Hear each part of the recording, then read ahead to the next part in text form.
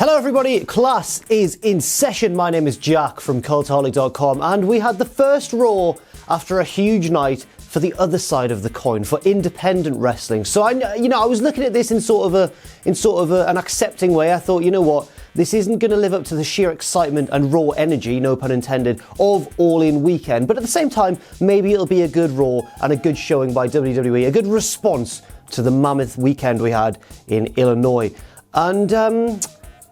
And we'll see if it was good. So without any further ado, let's take a look at Raw. I am the teacher, you are my wonderful students, and this is Raw Graded. So Raw began with the new dominant trio, the new dominant force of Monday nights. Braun Strowman, Dolph Ziggler, and Drew McIntyre. They hit the ring and Braun Strowman said, right everybody, pay attention because I have a video package ready to show on the Titantron that everybody wants to see. No, it wasn't a pirated, chopped down version of All In highlights. No. It was actually highlights from the previous week where Braun Strowman turned heel and aligned with Drew and Dolph, and they all battered the Shield, and it was really fun, but at the same time a little bit not fun because no one really wants Braun to turn heel, do they? After this highlights package, which I must say Braun edited expertly, there was wonderful music cues and different lighting effects and everything. It was really well done, Braun. Well done, mate. The Shield hit the ring. They were really infuriated, obviously, and then Baron Corbin, the acting general manager of Monday Night Raw, sent out all the heels in the locker room, not just the heels, he sent out pretty much all the locker room to break the two teams apart. It kind of worked for a little bit, but then the Shield broke free and kept battering the heels, and then Corbin sent out even more superstars, and we got a big separation. The Shield were dragged backstage, arrested, and put into the back of a police van. I'm going to give this a B-. It was okay. It was certainly better than the sort of standard 20-minute authority figure opening segment of talking that we're used to seeing like all too often on Monday Night Raw. But at the same time, halfway through this segment, I got a sense that, oh man, Braun Strowman really has turned heel, and it just kind of feels a bit wrong. In fairness, the three heels were, perfectly good on the mic. They were fine, but this only gets a B- because of the fact that I think we see a lot of these sending out the whole locker room to separate everybody. We see these sort of things far too much, especially for some reason in storylines where Roman Reigns is involved, as he of course is here. Next up, we had our first match of the evening, the Bellas making their big return against the Riott Sqaud. The Riott Sqaud looked good, but yes, quite obviously, having watched this match, the Bellas have picked up a little bit of ring rust in their time away from the squared circle.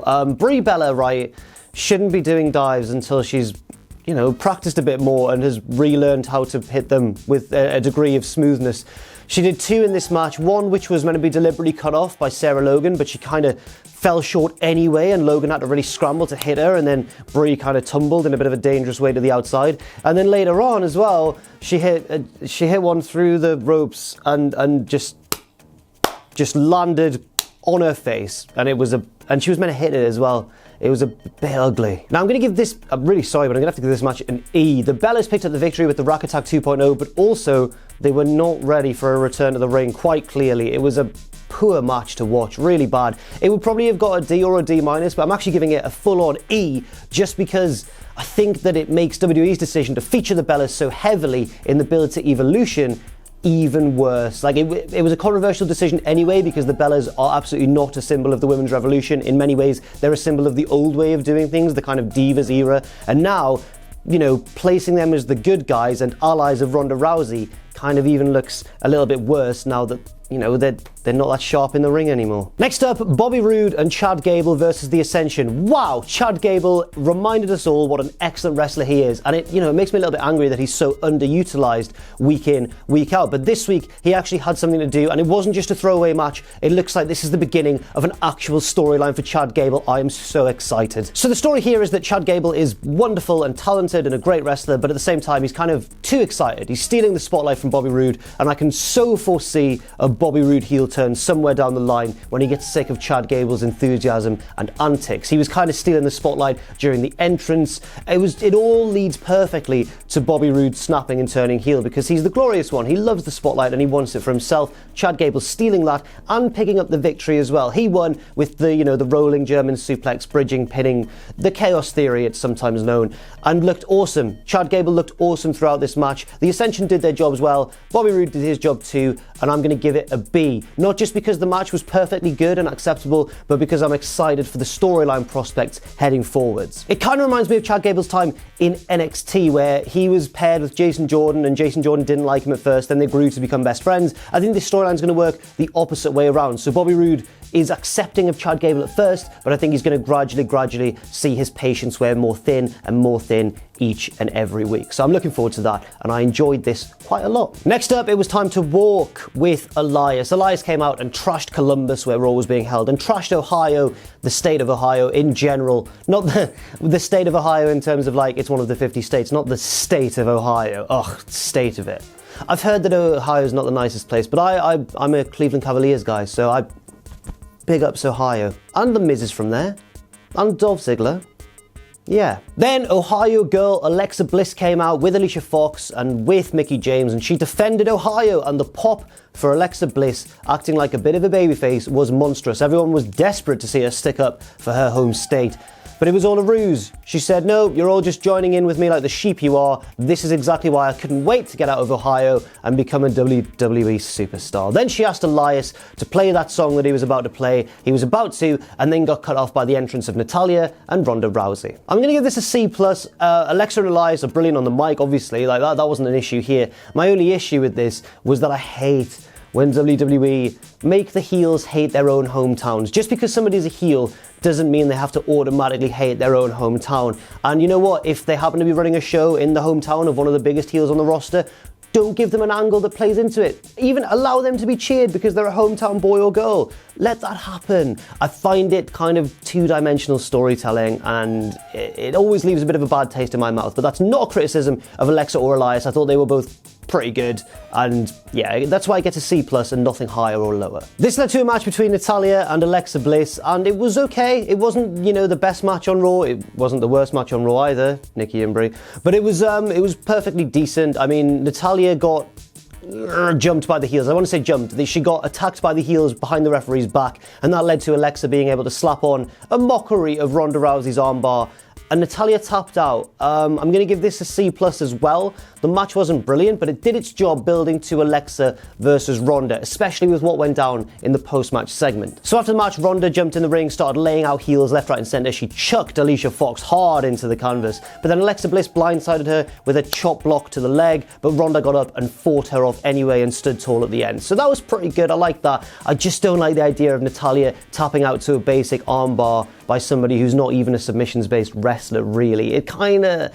I mean, Natalya grew up around the hearts. She'll have been taught to reverse submissions in her sleep from the age of 3 years old. So and her tapping out left a bit of a sour taste in my mouth, especially to Alexa Bliss, but I understood the point of it, I guess. Next up, the Raw Tag Team Championship match between the Revival and the B Team, but it wasn't the Revival versus the B Team because Dolph Ziggler and Drew McIntyre jumped the Revival backstage, stole into the match like Edge being ultimate opportunists, and actually won. They defeated the B Team in about 10 minutes and are the new Raw Tag Team Champions. I'm going to give this a B, ironically a B, for the end of the B Team's historic Raw Tag Team Championship reign. Fair play the B Team. They had a good run with the belts. Curtis Axel and Bo Dallas going above and beyond what everyone thought they could do to really deliver an entertaining storyline over the past couple of months. I'm really proud of the boys. I thought they did a great job, and I think they lost to a fittingly strong team here in Drew and Dolph. On the minus side of things, I don't like that this is probably going to delay the Revival's eventual tag team reign by a good few weeks, maybe even months, maybe they'll never get the belts. I don't know. I hope they do at some point, but I can see why they were kind of knocked further down the queue here by Drew and Dolph. I get it, but I'm not too pleased. But I guess that's the point. Drew and Dolph jumped the queue, and I'm annoyed about it, and that's the way I'm meant to feel. So yeah. Best thing on the show so far. Next up, not quite sure why this happened, but the Authors of Pain, or AOP as they're now being called. I prefer when they're called by their full name, at least by the ring announcing crew. But AOP came out alongside Drake Maverick, formerly known as Sqaud, the 205 Live general manager, and he was hilariously dressed like them. And you know, because he's a short guy, made them look even bigger and more monstrous, and that's fair enough. But I just don't understand why he's managing them. Hasn't he got another job? He's the manager of 205 Live. I was very confused here. So Drake Maverick hit the ring with the Authors of Pain, or AOP, and they beat up some jobbers and won the match, and Drake was like, they're going to win the Raw Tag Team Champion. These are my boys. They're awesome. I'm going to give this a question mark grade. Thank you, Sam. Because I don't understand what's going on. Why has Drake Maverick suddenly got 2 jobs? I mean, fair play to making a bit of extra money, fair play to him, but don't understand it. On the plus side, I really enjoy the fact that we're seeing Drake Maverick on Raw because he's really charismatic, really fun, and a great guy. So I'm happy about that. I just don't understand why they didn't keep Paul Ellering around. Maybe he was too old to be going on the road all the time, I guess. That makes a little bit of sense. Next up, we had the sexiest of boys, Shawn Michaels, who came out and hyped Triple H versus The Undertaker in Australia at the Super Showdown in Melbourne. Now, this was a good promo from Michaels. His delivery was great. You know, he sometimes when Michaels has come back, his promos haven't been that good, but he was pretty sharp here. Then the gong hit and the darkness, and guess who came out? That's right, it was Joey Ryan with a fleet of human penises. No, it wasn't, sorry. Oh, it was The Undertaker. So Undertaker came out all annoyed because Shawn Michaels had said that he thinks Triple H is going to win in Australia, and Undertaker went, "You're joking. Like, that's an absolute joke, Shawn. What are you talking about?" Didn't say it in those words, obviously, but that was his point. Shawn Michaels said, "Look, I don't want to get into an argument with you. You retired me at WrestleMania 26, and I don't want to come back out of respect to you, out of respect to the stipulation that we fought under, and out of respect to these fans." And Undertaker said, and this was a great line, "Is it respect, Shawn, or is it fear? Are you scared of me because you know that if you come back and step foot in the ring with me, I'll just put you down again?" Oh, that is cold. I was going to give this an A or an A-, but I'm going to give this a B+, just because I'm a bit worried, guys. I'm a little bit worried because it's obviously building up to, I mean, this is what I think is going to happen from here, and it's what it seems like is going to happen.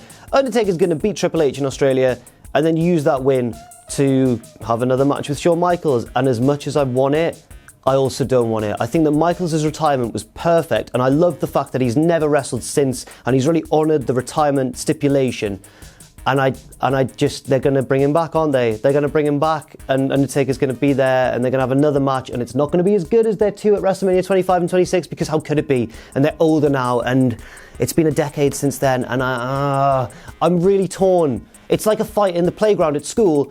You know you shouldn't watch it, and you know you shouldn't want to watch it, but you're obviously going to anyway. So next up we had Sasha and Bayley versus Dana Brooke and Ember Moon. Right, okay, basically, Sasha, Bayley and Ember are three of the best women's wrestlers in the world today, especially in WWE. And guess what? They are all now background figures in a breakup between Dana Brooke and the rest of Titus Worldwide. Basically, the match was okay, it wasn't that good, and Dana got confused because Titus and Apollo were shouting instructions to her from ringside, and that led to her getting rolled up and costing her team the victory. And then after the match, she stormed away, and that was it. This is, get your priorities right, WWE. I'm going to give this a D because I don't like seeing Sasha, Bayley and Ember all somewhere near the bottom of the show when they should be way further up the card. Is this part of the Ronda Rousey effect? With Ronda dominating the top of the women's division on Raw now, does that mean there's just no space for people like Bayley, Sasha, Ember, who are fantastic in their own right? I don't know, I think it's a combination of two things. I think it's partly the Ronda effect, but partly just because WWE have no current interest in pushing three of the best women on their roster, and it's really sad. Really very sad indeed. Next up, Bobby Lashley was forced by Baron Corbin to undertake a meditation session in the middle of the ring with Jinder Mahal, and they're trying so hard to make Bobby Lashley likeable and a bit of a joker. They were doing it with Elias when he was singing along with Elias. They're doing it now while he's being forced to play along with Jinder's meditation antics and kind of be like a cheeky little schoolboy answering back to Jinder and that sort of thing. It doesn't work. I don't find Bobby Lashley likeable still, but I was interested to see where this segment went. And guess where it went? Off the rails. This was my least favourite thing on Monday Night Raw. So basically what happened was Kevin Owens came back and attacked Bobby Lashley, and then Jinder Mahal joined in and they beat up Bobby Lashley, and Kevin Owens is back. His quitting lasted a week.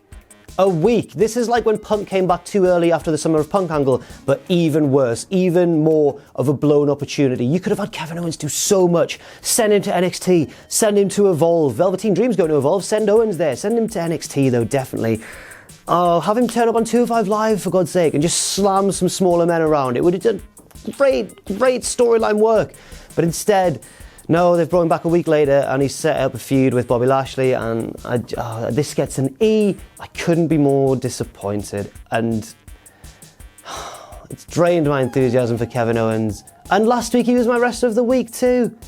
I'm so sad. And finally, the main event of the show was meant to be Finn Bálor versus Baron Corbin, but Corbin, being the devious authority figure that he is, bowed to pressure from Braun Strowman and put Strowman in the main event instead. So Bálor wasn't ready for that. Strowman came out, and they had exactly the match that you'd assume the pair of them would have. Basically, it was a lot of bravery from the smaller man Finn, but Braun Strowman in the end was able to pick up the big victory. This gets a B. Now let's get straight on to the post-match segment. So there was a big fun brawl afterwards and everything, and it was one that I really didn't enjoy for various reasons. I'll tell you what happened, right? The Shield came out having commandeered the police vehicle that took them to prison, driven back to the arena, and kind of like slowly and politely got out of the car. Steve Austin, this was not. And then they got beaten down anyway. They got beaten down by all the heels in the building, seemingly. And then Strowman, Ziggler, and Dolph stood tall to end the show. I'm not annoyed about them making the heels look strong again, but I'm annoyed at this segment for so many reasons. I'll list them right now. Number one, when someone crashes the arena in a vehicle,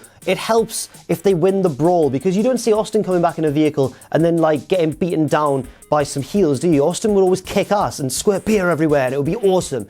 No, the Shield got beaten. Secondly, when someone like Austin would crash the arena in a vehicle, they'd usually do it with a little bit of fire, lads. But my overriding memory of this segment was Roman Reigns just getting out slowly out of the vehicle and just kind of going, yeah, that's right. It's me, Roman Reigns. I'm super cool. And I was just like, Roman, at least run. Break into a jog, Roman. Come on. And finally, I just didn't find it as fun because we'd already seen a mass brawl with all the locker room. At the very top of the show, it's 2 in 1 night. Diminishing returns. I'm going to give this, and this sounds harsh, I'm going to give this a D+. It wasn't cool. I didn't think it was exciting enough to end Raw, and it didn't live up to All In. I'm sorry for mentioning All In again, but All In was so exciting, and you wanted Raw to have something with a bit of a bang in it, and it didn't. You know, it just didn't. So overall, I'm going to give the show a D+. It sounds really harsh, but there were a lot of things I didn't like, especially Kevin Owens coming back so soon after the exciting I Quit angle, which has now been totally wasted. The Bella Twins were not ready for a return to the ring, unfortunately, and put on a pretty bad match. Also, didn't really enjoy the whole, for reasons I've just explained, the whole Shield commandeering the police vehicle and stuff, because they were too polite about it, and it was a little bit too PG, even in the PG era for me. I did like some things on the show. I enjoyed the tag title switcheroo with Drew and Dolph stealing in there. I enjoyed that. I enjoyed Shawn Michaels and Taker, but I'm worried that it's going to lead to Shawn Michaels and Taker. But you know, and I, you know what? I kind of enjoyed the build to Ronda and Alexa continuing in the same vein. So that was all good, but the majority of the show I found very disappointing, especially after All In. So yeah, it gets a D+ from Columbus, Ohio. And there's not much more to say. I've been Jack from Cultaholic.com. Thank you very much for watching Raw Graded. If you want to, you can follow me on Twitter at Jack the Jobber. You can follow all of us at Cultaholic. And check out our Patreon too, patreon.com/Cultaholic. And never forget, of course, if you haven't already, to please hit subscribe and to join us